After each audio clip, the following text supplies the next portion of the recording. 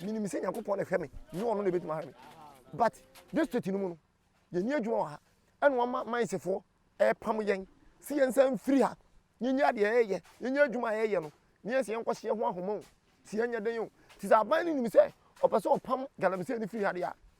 On chassis, any can be a Juma, or maybe a Juma, on fat a jar, and my so this to him. Say, Jan, she is what that will. What be a jackama, you did your ha. Me go jack and same to theatre change because me creative me could have been you man a child. Timothy my yen yesika and said, I don't ground ready for the better. Only a child, let me hear you many yeska. Let me you your thing. Only a child. Wouldn't you quite have a obey the only problem, but a buying of fee say, or bragalam say, without no say unfair you my idea. On your careful. Now, conform. Minds of one as one more. The state has actually established a national security task force on this small-scale mining, made up of the military, the police, the immigration, and the customs, and then they move around. Actually, the local police are not helpful when it comes to the issues of galamsey. So usually, when the national security is actually mobilizing forces, they probably even take them from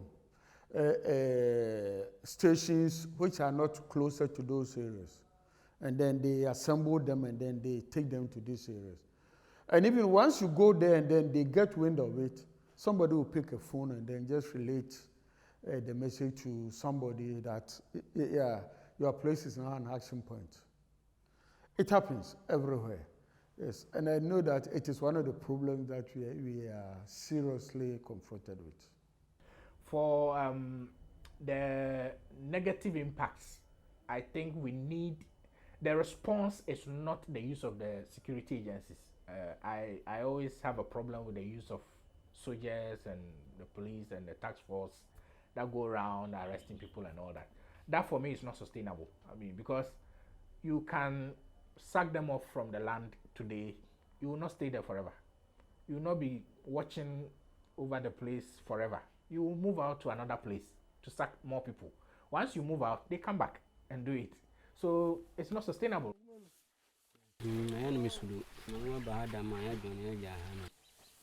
They are brought into the mainstream.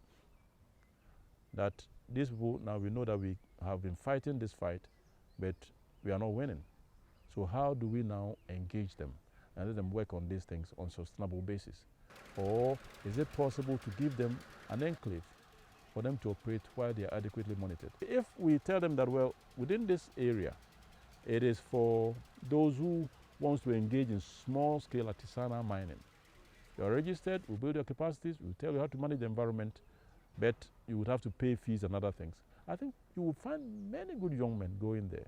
Now, I'll be surprised to find people who have even been trained as mining engineers to acquire concessions and the liberal terms also to mine.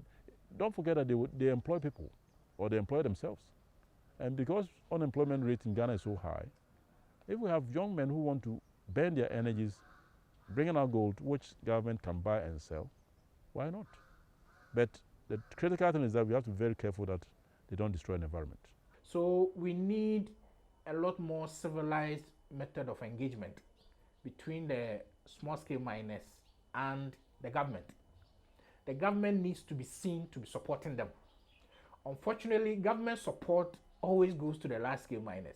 We believe that illegal mining is illegal, but it's a shame that for so long we have not been able to take the very difficult decision to actually formalize a segment of the business which is actually recognized by law. And the key challenge is that how do you transform the artisanal and small-scale mining and illegal mining into small-scale mining. We also get concerned that a large part of Ghana's gold production comes from that segment.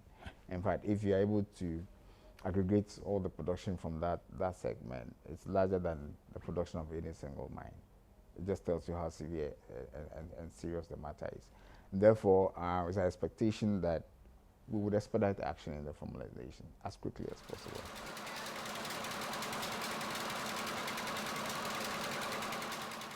If government got serious about helping them to formalize, then we could train them. They need training. Some of these workers are, they are very raw. They do not know much about the techniques of mining, how to handle chemicals and so on. Some of them are not even aware of the dangers of some of the chemicals they use. We need a lot of research in these areas. What I did was just a small part of it.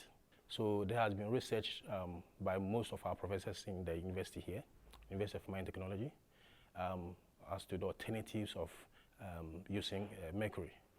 And I did know that the university was in collaboration with the Ministry of Mines, wanted to train these small-scale or galamsey operators in order to teach them some of these proper mining procedures, so that the pollution in these water bodies and the environment will be reduced.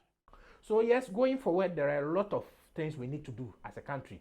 But on the whole, I am always for small-scale mining. I always advocate for small-scale mining on a very simple basis. That look, they are one of our own. They are Ghanaians. Most of them are Ghanaians. They are from the communities. They are indigenous. Whatever money they earn stays in the country, and that helps our development. Not those who come and mine and they leave up to 80%, 90% of their profits in offshore accounts.